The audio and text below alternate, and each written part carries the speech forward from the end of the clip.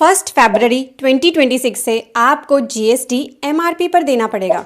जी हाँ, जीएसटी के रेट्स फिर से चेंज हुए हैं और कुछ ऐसे प्रोडक्ट्स जिन पर जीएसटी रेट 28% था, उन्हें 40% की कैटेगरी में लाकर उनके वैल्यूएशन को भी टोटली गवर्नमेंट ने चेंज कर दिया है। एमआरपी पर अब देना होगा जीएसटी।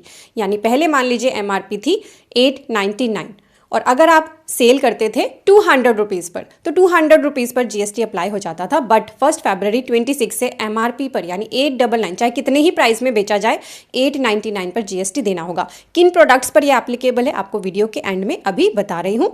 और आपकी जो सबसे बड़ी प्रॉब्लम चल रही है आपके बिजनेस या प्रोफेशन में वो ये है कि 2026 में भी आप मैनुअली काम करते हैं। अगर आपको ग्रोथ चाहिए तो एआई को अपना फ्रेंड बनाइए। चैट जीपीटी, गूगल जेमिनाई, इनसे बात करना शुरू कीजिए। ऐसे एआई टूल्स को सिलेक्ट करिए जिनसे आप जो मैनुअल काम करते हैं, कई दिनों में करते हैं, वो कुछ ही सेकंड्स में हो जाए, ताकि आपका जीएसटी का काम ऑटोमेट हो जाए। अगर आप अभी भी मैनुअली एंट्री करते हैं तो मैं आपको सजेस्ट कर रही हूँ ऐसा एआई टूल जो आपके पूरे वर्क को कर देगा ऑटोमेट, विच इज व्यापार tax one. This is automated GST compliance and reconciliation tool. व्यापार टैक्स वन एआई से करता है auto GST data extraction and reconciliation, 30+ smart validations for GST returns, upload invoices, PDFs, bank statement in every type of format whichever is available with you, reduce error and save your hours for work। इससे आपका जो time save होगा उसे आप use करेंगे अपने business की growth के लिए, अपने प्रोफेशन की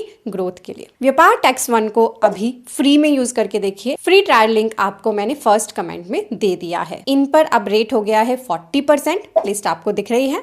एंड इन पर अब एमआरपी बेस्ड वैल्यूएशन रहेगा। साथ ही इन्हें रूल 86B को कंप्लाई करना एग्जाम्प्ट करा है अगर एमआरपी बेस्ड वैल्यूएशन को ये चूज करते हैं। और इसके लिए जो सेक्शंस में रूल्स में अमेंडमेंट है, न्यू रूल जो आया है, वो भी नोटिफाई हो चुके हैं। व्यापार टैक्स वन को फ्री में यूज करने के लिए कमेंट सेक्शन में दिए गए लिंक को अभी यूज करें और जीएसटी इनकम टैक्स सीखने के लिए सीए गुरुजी को फॉलो कर ले।